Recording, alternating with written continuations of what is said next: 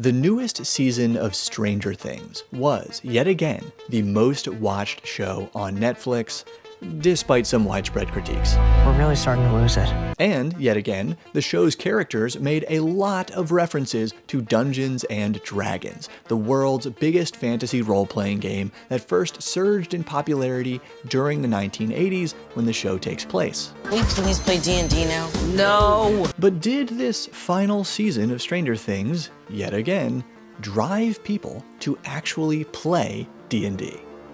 Short answer, yes. We're going to review a couple data sources to back that up, then more importantly, discuss what might happen now that this main driver of new D&D players is over.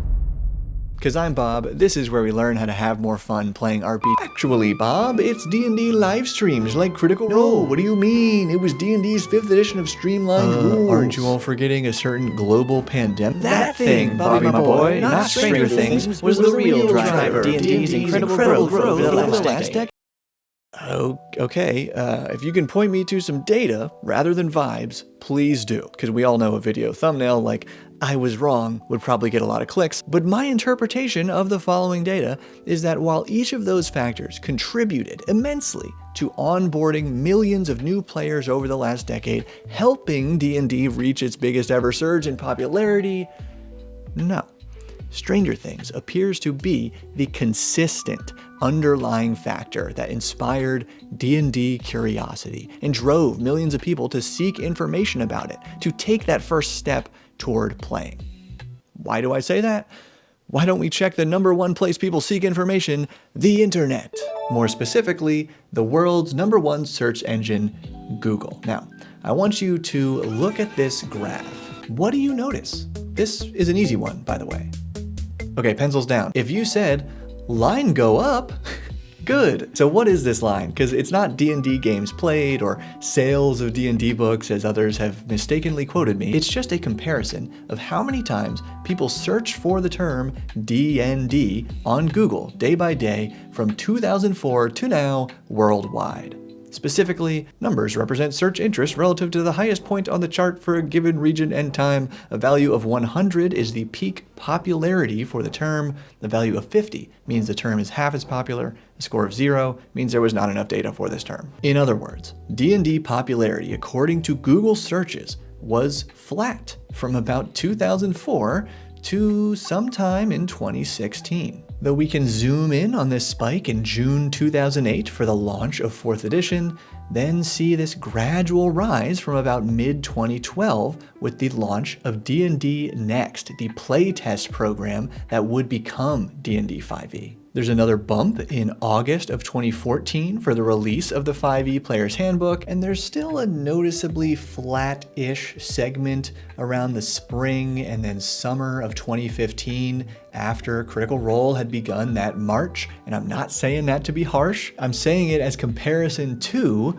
right here, mid-July 2016, when Stranger Things Season 1 is clearly a point turning the angle of this line from flat into a steeper incline. And again, maybe this incline would only have been a brief spike had Critical Role not been there to catch and carry this suddenly sparked interest in D&D, but the timing of that shift with the launch of the show seems pretty clear. The line does get pretty volatile from here on out, with a flat-ish period around the summer of 2017 into the fall, right until October 27, 2017, when you guessed it, big spike for Stranger Things Season 2. Moving right along, this time there is a pretty equivalent jump for the premiere of Critical Role Campaign 2 in January 2018 and Stranger Things Season 3 in July of 2019. But clearly, if we zoom out for a second, D&D is doing its own thing by now. I can't even pinpoint what caused this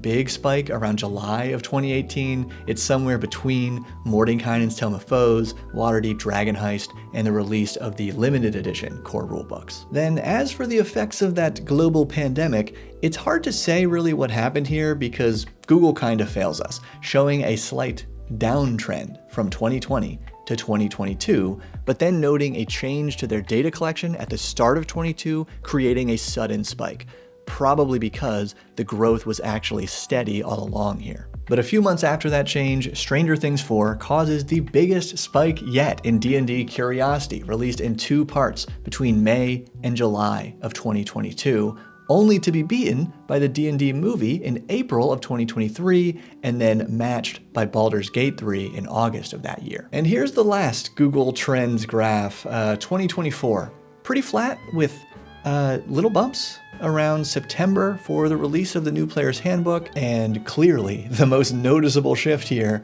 happened right at the end of 2025 with Stranger Things 5. Now, before we get into the other data, it's worth noting that this decade-long rise of D&D popularity has also been propped up by an immense number of independent publishers and artists creating fun and helpful materials for players and dungeon masters alike. One such artist happens to be today's sponsor, Ross, aka 2 Minute Tabletop, who makes hand-drawn maps and tokens that you can easily print at home or use directly on your virtual tabletop. These ones here are from the free pack on their website, linked below, and gosh, I love this little gnome guy. Overall, I find his art style very charming, but particularly for these character and monster tokens, over 7,000 and counting, plus a free token editor tool to customize their colors. The battle maps are supported by all virtual tabletops, and you can download asset packs to customize the maps in Dungeon Draft, Photoshop, and more. I'm not sure if 2 Minute Tabletop is a guarantee for prep time, but it will certainly help you find what you need faster, so check it out through the link below. All right, these last 2 data sources for our D&D Stranger Things connection shed a little light on where these prospective players end up when searching for D&D, then we'll get into the discussion. So a little personal, but not anecdotal, here's my YouTube analytics for my video about the D&D Stranger Things box set. What do you see? Fast growth in the first couple days, yeah, curving up here, but then flattening out as YouTube videos do until this sudden doubling of views, oh wait, right after the finale of Stranger Things. Coincidence? I think not. But I will say this, my video came out between Volume 1 and 2 of the season, so I find it odd that Volume 2's release had no such bump. I mean, do you see a bump here? I don't, so maybe it was squashed by a general lack of YouTube viewership on Christmas, or maybe, and this is pure speculation, the finale might have been much more heavily advertised than the Volume 2 release, so any videos tangential to Stranger Things at that time may have found favor in the all-powerful YouTube algorithm. However, I can't back that up because my only other video with Stranger Things in the title is from 2022, and while it did get a couple more views around the finale, and I guess kind of through the duration of this season, the numbers are so small that we can't really pick out a significant change here. Alternatively, if this was organic interest in D&D, we'd see a spike in all beginner D&D content.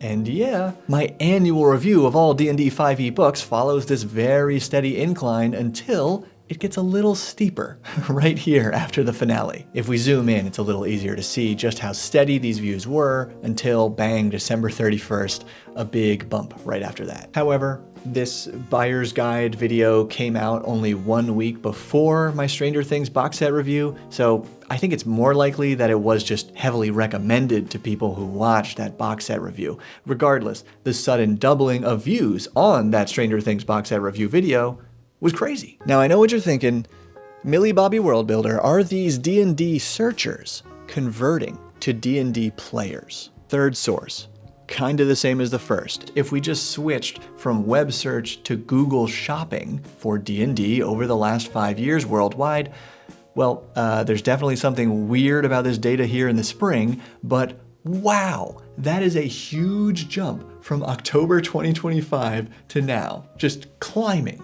As in, these searchers are also making moves to purchase more D&D, and probably not just because it's the holiday season, because we don't see this incredible jump in previous holiday seasons. It is the coincidence of the holidays and Stranger Things. Though to be sure, we'll have to wait for the book scan master Stephen Glicker of Roll for Combat to tell us how January D&D sales at big box stores were actually like a horrible doom for the industry, or if they were fine. But seriously, Stephen, if you're watching, I want to see that data. And unfortunately, there is no way for me to track how many people are playing RPGs at any given time, but I did reach out to a website meant for running RPGs, so we may have that data for a follow-up video. video. Okay, Editor Bob here in the new space, still in shambles and very poorly lit, and with a response from one of the guys who runs Start Playing, which is pretty much the #1 site for finding paid RPG games online, be it D&D or whatever.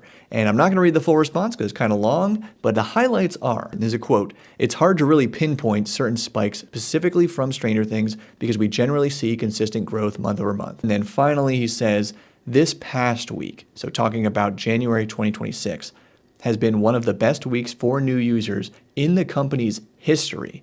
Continuing the quote, "January is usually very good, but we're seeing on average a much higher new user number per day. New user equals someone signing up for a paid game." And you know what? If this video gets like, I'm going to say a ridiculous number, 5,000 likes, then I will try to set up an interview with him or something where we dig into this data a little further because I feel like it's worth checking on. For now, what does it all mean? Just like 95% of news content you'll ever consume, this story probably has no direct impact on your life, but indirectly, if fewer people are driven to play RPGs, the tabletop gaming population will get less original over time because it's new blood that brings new ideas to the table. And particularly, if fewer young people are discovering RPGs, the population gets older, smaller, and probably angrier with the way the internet seems to be going, at least. That's another reason Stranger Things was a big deal for this RPG industry. The show started with kids playing D&D, so younger viewers and their parents wanted to check out the game. Anecdotally, I got a lot of comments, especially around the pandemic, about how my DM guide videos for the adventures and previous D&D box sets helped people not only figure out how to play, but also connect with their family and friends, which might be my proudest achievement as a creator because it's what I wanted this channel to do. I never envisioned that I'd enjoy or that you'd enjoy a 15-minute breakdown of Google Trend data as a proxy for D&D popularity as tied to a show on Netflix. Going forward, let's not forget the next biggest drivers of D&D curiosity, according to that oddly appealing data, have been the movie and Baldur's Gate 3. Fortunately, we already know they are working on more D&D video games, and I hope there will be another D&D movie, because I like the last one. And Netflix has already announced not one, but 2 spin-offs of Stranger Things. There's going to be an animated show, Tales from 85, featuring the same characters, voiced by new actors, taking place between seasons 2 and 3, and which I assume will appeal to all ages. Plus, a live-action Stranger Things spin-off, not yet titled, about a different time period with different characters, but in the same universe. Maybe no D&D connection there, though. Also, there's a prequel Stranger Things Broadway show that I only just found out about, so I don't know if that really helps. Not to mention our pals at Critical Role, now a full-blown media company producing multiple animated shows related to D&D, and yeah, okay, this is where I'm going by vibes, but I think D&D is going to be fine, guys. To me, it still seems like the biggest barrier for new players today is the literal, multi-volume set of textbooks you're supposed to have to play it. But since this new version is basically the same rules that came out 10 years ago, it will probably work again, and I'm sure they did some research to decide that a new board gamified starter set would help, so D&D probably doesn't need to create the truly streamlined version of the rules that I want them to. And I don't need them to either, because I have other games for that, though part of me still wants to believe that new players would find a less dense game easier to get into. And hey, next week's video is about the coolest parts of all 40 RPGs that I've now played, and whether or not I'd play them again. So you don't want to miss it, but you can check out this cool video for now, or our awesome sponsor, and thanks as always to my supporters who make it all possible. Keep building.